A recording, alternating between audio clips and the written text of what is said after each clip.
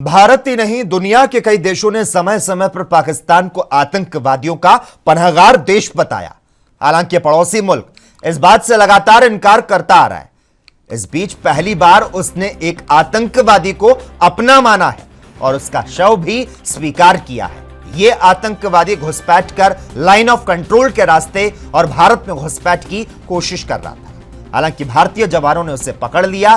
सेना की हिरासत में उसने कई राज उगले जो कि पाकिस्तान को बेनकाब करने के लिए काफी थे।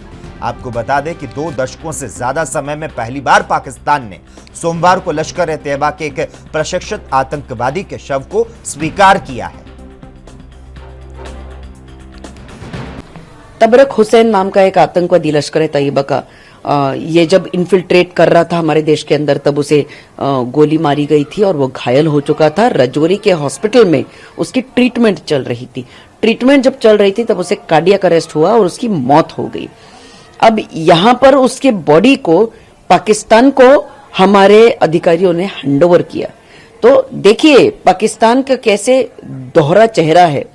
आज तक जितने हमने डॉसियर सबमिट किए हैं, चाहे वो 26/11 के हो या कोई भी आतंकवादी के हो, पाकिस्तान ने कभी ओन अप नहीं किया है, कभी एक्सेप्ट नहीं किया है कि हाँ ये हमारे देश का है या हम ये डॉसियर्स लेते हैं और हम एक्सेप्ट करते हैं कि हम आतंकवाद का खेल आपके देश में फैलाते हैं। लेकिन इस बार इस टेररिस्ट, इस लश्कर-ए-तैयबा के टेररिस्ट की बॉडी को पाकिस्तान ने एक्सेप्ट किया, स्वीकारा। इसका मतलब यह है कि ये सबसे बड़ा जो यहां पर हमारे देश में आतंकवाद जो मचाते हैं वो सिर्फ और सिर्फ पाकिस्तान है और पाकिस्तान का असली चेहरा पूरी दुनिया के सामने आ गया।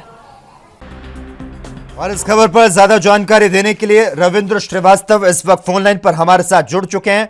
रविंद्र, आपसे जानना चाहेंगे, जिस तरह से दुनिया के कई देशों ने समय समय पर पाकिस्तान को आतंकवादियों का पनाहगार देश बताया और एक बार फिर से यहां पर पाकिस्तान जो साफ तौर पर उसकी जो तस्वीर है, जो उसकी नीयत है, वो यहां पर साफ हो चुकी है।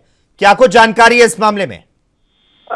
बिल्कुल लकी, देखिए पाकिस्तान समय समय पर जो है बेनकाब होता रहा है, लेकिन पाकिस्तान मानता नहीं है।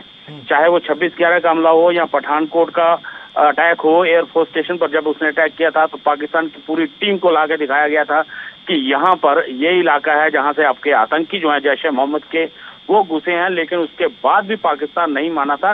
लेकिन कल जिस प्रकार से तबारक हुसैन की बॉडी को उसने लिया है, और ये अपने आप में एक बहुत बड़ी बात है, क्योंकि पाकिस्तान जैसा आतंकी देश जो है, जहां आतंकी फैक्ट्रियां चलती हैं, आतंकी वहां पर पनपते हैं और भारत में आकर अपनी नापाक हरकतों को अंजाम देते हैं, ऐसे में तबारक हुसैन का शव ले जाना ये दर्शाता है कि पाकिस्तान में अभी भी आतंकवाद की फैक्ट्रियां चलती हैं। और जैसे उसका शव लिया है, और ये कहा जाए तो 2 से 3 दशकों तक जो मिलिटेंसी जो है पाकिस्तान की तरफ से चलाई जा रही है, उसमें कहीं ना कहीं ये अंतर्राष्ट्रीय स्तर पर भी ये पाकिस्तान अब कहीं ना कहीं नंगा होता नजर आ रहा है। और कहा जाए तो तबारक हुसैन का जब शव लिया गया, हालांकि पहले कई बार जो है आतंकी LOC पर मारे गए हैं या अंतर्राष्ट्रीय सीमा पर मारे गए हैं, लेकिन उससे कई बार शव लेने से इनकार किया है। लेकिन तबारक हुसैन जो लश्कर-ए-तैयबा का